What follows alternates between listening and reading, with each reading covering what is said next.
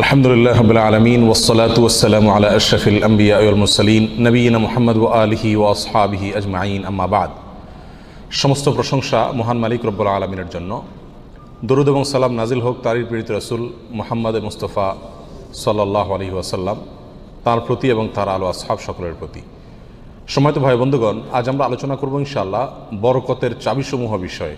বরকত শব্দের অর্থ হলো কল্যাণ বেশি হওয়া, যে কোনো কিছুতে আল্লাহর পক্ষ থেকে কল্যাণ যুক্ত হওয়া, এটা হলো বরকত। দুনিয়ার যে কোনো বস্তুতে যখন আল্লাহ সুবহানাহু ওয়া তাআলার পক্ষ থেকে কল্যাণ যুক্ত হয়, বিষয়টা যখন কল্যাণকর হয়ে যায়, উপকারী হয়ে যায়, তখন সেটা পরিমাণে অনেক অল্প হলেও আমাদের জন্য সেটা অনেক বেশি উপকার বয়ে আনে। অনেকে অনেক দীর্ঘ হায়াত পাইছেন, কিন্তু দীর্ঘ হায়াতে তেমন কিছু করার সুযোগ পান নাই, তার মানে জীবনে বরকত হয় নাই। অনেকে প্রচুর পরিমাণ সম্পদ কামাই করেছেন, কিন্তু সেই সম্পদ থেকে কোনো হিসাব খুঁজে পাচ্ছেন না যে কোথায় কি করলেন, বরকত নাই। অনেকে দেখা যাচ্ছে যে অনেক কাজ করেছেন, কিন্তু ফলাফল দেখা যাচ্ছে খুব বেশি একটা দৃশ্যমান না, তার মানে বরকত নাই। এর বিপরীতে দেখা যায় একজন অল্প কামাই করছে, মাশাআল্লাহ, এর ভিতরে সে অনেক কিছু করে ফেলেছে। কারণ হলো তার এই কামাইতে কি ছিল? বরকত ছিল। এই কামাইতে আল্লাহ সুবহানাহু ওয়া তাআলার পক্ষ থেকে কল্যাণ ছিল। অতএব আমাদের জীবনে, আমাদের আমলে, আমাদের রুজিতে, আমাদের ইনকামে, আমাদের সন্তান সন্ততিতে, আমাদের সব কিছুতে আল্লাহ সুবহানাহু ওয়া তাআলার পক্ষ থেকে বরকত আসবে। বেশ কিছু আমল আছে, সে আমলগুলো করলে এগুলোকে আমরা এক কথায় বলতে পারি বরকতের 10টি চাবি। এই চাবিগুলো যদি আমরা ব্যবহার করি, তাহলে ইনশাআল্লাহ বিদিনিল্লাহ আমাদের জীবন বরকতময় হয়ে যাবে। তার ভিতরে 1 নম্বরের চাবি হলো বরকতের ঈমান এবং তাকওয়া। প্রিয় ভাইয়েরা, যখন ঈমান এবং তাকওয়া কারোর মধ্যে থাকে, তখন আল্লাহ সুবহানাহু ওয়া তাআলার পক্ষ থেকে বরকতের বারিধারা তার প্রতি বর্ষণ হতে থাকে। আল্লাহ সুবহানাহু ওয়া তাআলা কোরআন কারীমে বলেছেন, ওয়ালাউ আন্না আহলাল কুরা আমানু ওয়াত্তাকাউ লাফাতাহনা আলাইহিম বারাকাতিম মিনাস সামাই ওয়াল আরদ। যদি কোনো জনপদের লোকেরা ঈমান আনে এবং তাকওয়া অবলম্বন করে, তাহলে আমি আসমান থেকে এবং জমিন থেকে, উপর থেকে নিচ থেকে, উভয় দিক থেকে বরকতের সমস্ত দুয়ার খুলে দেব। সম্মানিত ভাইরা, এই জন্যই দেখা যায় সারা পৃথিবীতে অন্য ধর্মের মানুষেরা, অমুসলিমেরা কোনো দিক থেকে অনেক বেশি সুখে শান্তিতে আছে বলে আমাদের কাছে মনে হয়, কিন্তু আসলে সুখে শান্তিতে খুব একটা নাই। বিভিন্ন জরিপ বলছে সুসাইড বা আত্মহত্যার পরিমাণ তাদের মধ্যে বেশি। আত্মহত্যা মানুষ তখনই করে যখন সুখের চাইতে দুঃখের পরিমাণ বেড়ে যায়, কিন্তু মুসলমানদের মধ্যে আত্মহত্যার পরিমাণ অনেক কম। মুসলমানরা বেশিরভাগই গরিব, অভাবী, তারপরেও তাদের মধ্যে আত্মহত্যার পরিমাণ কম। এটা একটা আলামত যে তাদের জীবনে কি আছে?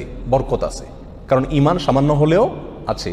আর যার জীবনে ঈমান নাই, তাকে দেখবেন যে অনেক আট্টালিকাতে সে আছে, সুখের শান্তির অনেক উপকরণ তার কাছে আছে, কিন্তু আসলে সুখ শান্তিতে খুব একটা সে নাই, কারণ তার জীবনে কি নাই? বরকত নাই।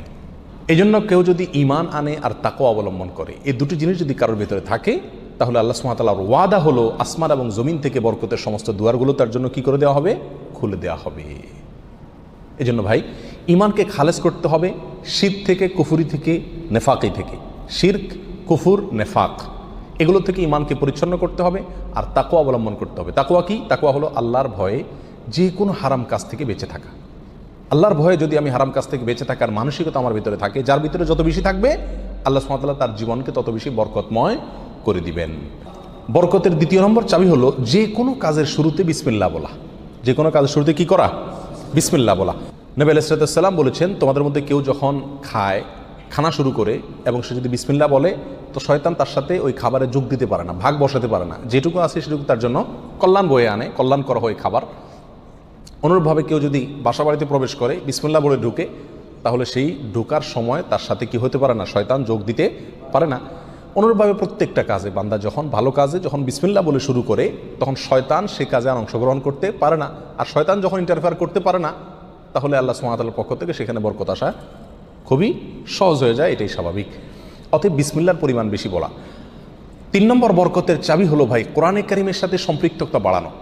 যে যত বেশি কোরআনের সাথে সম্পর্ক গড়বে, তার জীবনে তত বেশি বরকত নেমে আসবে। যে ঘরে কোরআন তেলাওয়াত হবে, কোরআনের চর্চা হবে, কোরআনের শেখা হবে, কোরআন বুঝাবুঝি হবে, কোরআনের উপর আমল করার প্রবণতা থাকবে, অভ্যাস থাকবে, সেই ঘরে আল্লাহ সুবহানাহু ওয়া তাআলার বরকত তত বেশি আসবে। আল্লাহ সুবহানাহু ওয়া তাআলা কোরআনে কারিমের ভিতরে বলেছেন, ওয়াহাদা কিতাবুন আনজালনাহু মুবারাক।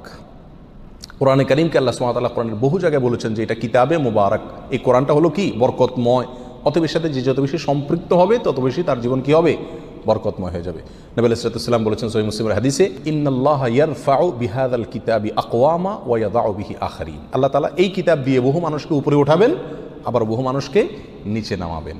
অর্থাৎ এই কিতাব কোরআন, এটাকে যারা ফলো করবে আল্লাহ তাআলা তাদেরকে মর্যাদা বাড়াবেন, আর যারা ফলো করবে না তাদের মর্যাদা কমাবেন। বাহ্যিকভাবে মনে হবে সুখের সাগরে ভাসছে, আসলে দুঃখের কোনো অন্ত তাদের জীবনে থাকবে না। তাহলে বরকতের 3 নম্বর চাবি হলো কি? কোরআনের সাথে সম্পর্ক বেশি বেশি করা, কোরআন তেলাওয়াত করা, কোরআন বুঝা, কোরআন অনুযায়ী আমল করার চেষ্টা করা। যত বেশি যে করবে আল্লাহ তাআলা তার জীবনের প্রতিটা পদে পদে তত বেশি কি দিবেন? বরকত দান করবেন। বরকতের 4 নম্বর যে চাবি আছে সেটা হলো ভাই সাদাকা করা, দান করা। কি করা? দান করা, সাদাকা করা। সাদাকা এবং দান করলে বহু হাদিস থেকে বোঝা যায়, জানা যায় যে বিপদ আপদ দূর হয়ে যায়। আমাদের যে কোনো কাজ থেকে, যে কোনো অর্থকড়ি থেকে, যে কোনো উপার্জন থেকে আমাদের কল্যাণটা আসে না, এর একটা বড় কারণ হলো বিপদ এসে যায়। আমি একটা দোকানদারি শুরু করলাম, একটা বিপদ এসে গেল, তাহলে আমার সেখান থেকে কল্যাণটা আর আসলো না। তো বরকত যদি আপনি চান প্রত্যেকটা বস্তুতে, প্রত্যেকটা জিনিসে কল্যাণ আসুক, উপকার হোক জিনিসটা আপনার জন্য, অল্প ছোট চাকরি, অল্প আয়, ছোট ব্যবসা, এর ভিতরেই আল্লাহ তাআলা কল্যাণ দিয়ে দেখ। আপনি যদি চান তাহলে আপনাকে কী করতে হবে? সাদাকার অভ্যাস করতে হবে। দান করলে মুসিবত এবং বিপদ দূর হয়। তো আপনার ওই অল্প আয় থেকে যখন বিপদ দূর হয়ে যাবে বা বিপদমুক্ত থাকবে, তখন ইনশাআল্লাহ বিদিনিল্লাহ সেটা আপনার জন্য কী হয়ে যাবে? কল্যাণকর এবং বরকতময় হয়ে যাবে। ওর ভিতরে আপনার জন্য বরকত থাকবে। অতএব সাদাকার অভ্যাস করা, সারা বছর অল্প স্বল্প হলেও, পরিমাণে খুব অল্প হোক। এক হাদিসে আসছে নবী আলাইহিস সালাম বলেছেন, খেজুরের অংশ দিয়েও যদি হয় তবুও তুমি সাদাকা করে জাহান্নামের আগুন থেকে বাঁচার চেষ্টা করো। বিপদ থেকে রক্ষার জন্য আমরা সাধ্য অনুযায়ী সাদকা করব, অনেক বেশি করা কোনো জরুরি না। প্রতিদিন সাদকা করা একটা জটিল বিষয়। অনেক সময় প্রতিদিন আমি অভাবী লোক পাইও না, তাহলে একটা বাক্স রাখতে পারি বাসায়, যে প্রতিদিন আমি সেখানে 1 টাকা রাখবো, 2 টাকা রাখবো, যতটুকু সাধ্যগুলো ততটুকু রাখবো। তাহলে নিয়মিত আমি দানের সওয়াবটা পেয়ে গেলাম। এই টাকাটা অভাবী লোকের, পরে কদিন পর পর খুলে আমি দিয়ে দিলাম মানুষকে। তাহলে প্রতিদিন সৎকার আমলটা হয়ে গেল। এবং সৎকার নিয়মিত করলে কি হয়? বরকত প্রত্যেকটা ক্ষেত্রে নেমে আসে। নাম্বার 5, বরকতের 5 নম্বর চাবি হলো ভাই আত্মীয় স্বজনের সাথে সম্পর্ক ভালো রাখা। এটা বহুল পরীক্ষিত একটি আমল ভাই। আত্মীয় স্বজনের সাথে যে যত বেশি সম্পর্ক ভালো রাখে, মা বাপ, ভাই বোন, ফুফু, চাচা, কাছের লোকজন, রক্ত সম্পর্কীয় লোক যারা, বিশেষ করে তাদের সাথে যে যত বেশি সম্পর্ক ভালো রাখে এবং তাদের সাথে সম্পর্ককে নষ্ট করে না, তারা যদি দুর্ব্যবহার করে তো নিজের পক্ষ থেকে ভালো ব্যবহার করার চেষ্টা করে, তো এই লোকের জীবনে আল্লাহ তাআলা বরকত দান করেন। এটা পরীক্ষিত বিষয়। অতএব এই চাবিটি বরকতের, এটা খুবই গুরুত্বপূর্ণ। 5 নম্বর, অর্থাৎ আত্মীয় স্বজনের সাথে, রক্ত সম্পর্কীয় লোকদের সাথে কী করতে হবে? সম্পর্ক সবসময় বিল্ড আপ করার চেষ্টা করতে হবে। তাদের খোঁজখবর নিতে হবে, সাধ্য অনুযায়ী তাদের পাশে দাঁড়াতে হবে। যদি পাশে দাঁড়াতে নাও পারেন, অন্তত সম্পর্কটাকে কী করতে হবে? ভালো রাখার চেষ্টা করে যেতে হবে। নাম্বার 6, বরকতের 6 নম্বর চাবি হলো ভাই সকালবেলায় ভোরে ভোরে কাজে যাওয়া। নবী আলাইহিস সালাম দোয়া করেছেন, আল্লাহুম্মা বারিক লি উম্মতি ফি বুকুরিহা, আল্লাহ আমার উম্মতকে সকালবেলা আপনি বরকত দান করবেন। অন্য এক রওয়ায়াতে আসছে বুরিক লি উম্মতি ফি বুকুরিহা, তিনি বলেছেন আমার উম্মতের জন্য সকালবেলার সময়টাতে বরকত দেওয়া হয়েছে। অতএব সকালের সময়টাতে আপনি ঘুমায় থাকেন, তাহলে বরকত কোত্থেকে আসবে? এই টাইমটাতে কাজ করতে হবে। এবং কিছু কিছু কাজ আছে, কিছু কিছু পেশা আছে যে সকালবেলা করার মতন, আপনি মার্কেটের দোকান আছে, সকালে ভোরে খোলার সিস্টেম নাই, তাহলে সেটা তো আপনি খুলবেন না। কিন্তু অন্তত তার প্রস্তুতি, প্রাক প্রস্তুতিগুলো সকাল থেকে হয়ে যাওয়া উচিত। এবং সকালের টাইমটা আসলে ঘুমের কোনো উপযুক্ত টাইম না। আপনি রাতে ভালো করে ঘুমান, বেশি করে ঘুমান, সকালে ঘুমাবেন না, দুপুরে ঘুমান, কিন্তু সকালে ঘুম এটা কোনো প্রশংসনীয় ঘুম নয়, স্বাস্থ্যের জন্য ভালো নয়, ইসলামী দৃষ্টি থেকেও খুব বেশি প্রশংসনীয় নয়। এই জন্য সকালবেলা যদি কাজে বের হওয়া যায় তাহলে ইনশাআল্লাহ জীবনে কি আসবে? বরকত আসবে। যে কাজই করেন আপনি সকালবেলা, সেই কাজে আল্লাহ তাআলা কি দিবেন? বরকত দান করবেন। নাম্বার 7, বরকতের 7 নম্বর চাবি হলো ভাই নিজে 5 ওয়াক্ত সালাত আদায় করতে হবে এবং পরিবারের লোকদেরকে সালাতের নির্দেশ করতে হবে। বহু লোক নিজে নামাজ পড়ে, কিন্তু বাচ্চা কাচ্চা, ফ্যামিলির লোকজন তারা নামাজ পড়ছে কিনা সে বিষয়ে কী করে না? খবর রাখে না। আল্লাহ সুবহানাহু ওয়া তাআলা কোরআন কারীমের ভিতরে বলেছেন, ওয়া উমুর আহলাকা বিস-সালাত, তুমি তোমার পরিবারকে নামাজের নির্দেশ করো। নিজে তো পড়তেই হবে, পরিবারকেও নির্দেশ করো। ওয়াসতাবির আলাইহা, এবং এটার উপর অটল থাকো, ধরে রাখো এটাকে। তাহলে কি হবে? লা নাসআলুকা রিজকা, আমি তোমাদের কাছ থেকে, আল্লাহ বলছেন আমি তোমাদের কাছ থেকে রিজিক চাই না। নাহনু নারযুকুকা ওয়াল আকিবাতু লিত-তাকওয়া, বরং এই কাজ করলে, আমল করলে আমি তোমাদেরকে রিজিক দিব, বরকত চলে আসবে ইনশাআল্লাহ। নামাজ নিজে পড়তে হবে এবং পরিবারকে নামাজের নির্দেশ করতে হবে। নাম্বার 8, বরকতের 8 নম্বর চাবি হলো ভাই তাওয়াক্কুল করা আল্লাহর উপরে, আল্লাহর উপরে ভরসা করা।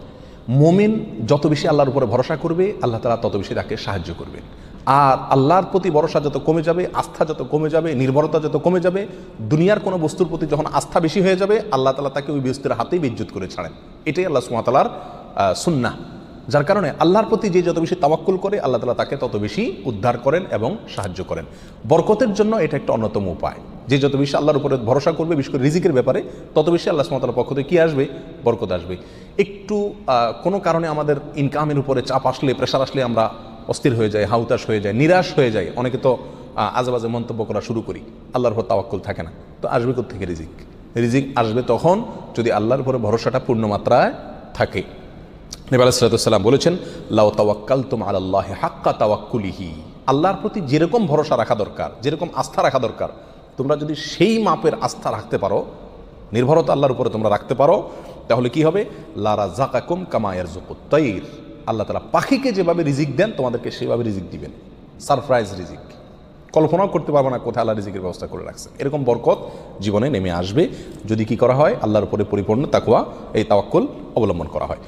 বরকতের জন্য 9 নম্বর আমল হলো বেশি বেশি ইস্তেগফার করা। কি করা ভাই? ইস্তেগফার করা। ইস্তেগফার, উঠতে চলতে ফিরতে সব সময় ইস্তেগফার করা। আস্তাগফিরুল্লাহ ওয়া আতুবু ইলাইহি, আস্তাগফিরুল্লাহাল্লাযী লা ইলাহা ইল্লা হুয়াল হাইয়ুল কাইয়্যুম ওয়া আতুবু ইলাইহি।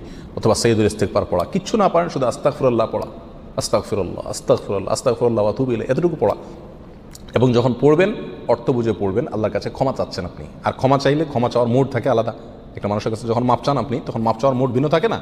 আস্তাগফিরুল্লাহ যখন বলবো তখন নিজের অপরাধের কথা স্মরণ করে, অথবা আমি যে বহু অপরাধ করি সেই কথাটা মনে করে আল্লাহর কাছে ক্ষমা চাইব। যত বেশি ইস্তেগফার করব তত বেশি রিজিক আসবে। সূরা নূহের ভিতরে আল্লাহ সুবহানাহু ওয়া তাআলা আল্লাহর নবী নূহ আলাইহিস সালাম সম্পর্কে বলেছেন যে নূহ আলাইহিস সালাম বলেছেন তার জাতিকে, ফাকুলতুস্তাগফিরু রাব্বাকুম ইন্নাহু কানা গাফফারা। তিনি বলেন, আমি আমার জাতিকে বলেছিলাম তোমরা তোমাদের রবের ইস্তেগফার করো, তোমাদের রব ক্ষমাশীল। তাহলে কি হবে? ইস্তেগফার করলে 1 নম্বর হলো তিনি ক্ষমা করবেন। তারপরে ওয়ায়ুমদিদুকুম বিআমওয়ালিন ওয়া বানিন ওয়া ইয়াজআল লাকুম জান্নাতিন ওয়া ইয়াজআল লাকুম আনহারা, সম্পদ এবং সন্তান, পরিবার, এই দুইটা দিয়ে তোমাদেরকে শক্তিশালী করবেন, রিচ করে দিবেন, সমৃদ্ধ করে দিবেন। ওয়া ইয়াজআল লাকুম জান্নাতিন ওয়া ইয়াজআল লাকুম আনহারা, তোমাদের জন্য বাগবাগিচা দিবেন এবং নহর প্রসবন দান করবেন, অর্থাৎ রুজি রুটির বরকত দান করবেন।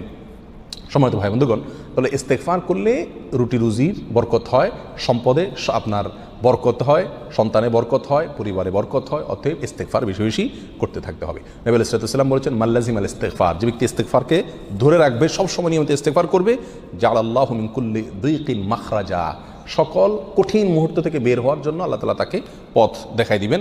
ও কুল্লি হাম্মিন ও মিন কুল্লি হাম্মিন ফারাজা, সকল পেরেশানি থেকে আল্লাহ তাআলা তার জন্য প্রশস্ততার পথ দেখাই দিবেন যদি সে ইস্তেগফারকে ধরে রাখে। 1-2 বার পড়া না, নিয়মিত পড়তে থাকে, ধরে রাখে। অতএব বরকতের জন্য বেশি বেশি ইস্তেগফার করতে হবে। 10 নম্বর বরকতের চাবি হলো ভাই, পরিপূর্ণ সালামের ব্যাপক পরিমাণে প্রচলন ঘটাতে হবে, দিতে হবে। সালামের পরিপূর্ণ রূপ হলো আসসালামু আলাইকুম ওয়া রাহমাতুল্লাহি ওয়া বারাকাতুহু। এখানে আমরা সবাই জানি দোয়া করা হয়, আপনার প্রতি শান্তি বর্ষিত হোক, আল্লাহর রহমত বর্ষিত হোক এবং আল্লাহর বরকত নাজিল হোক আপনার প্রতি।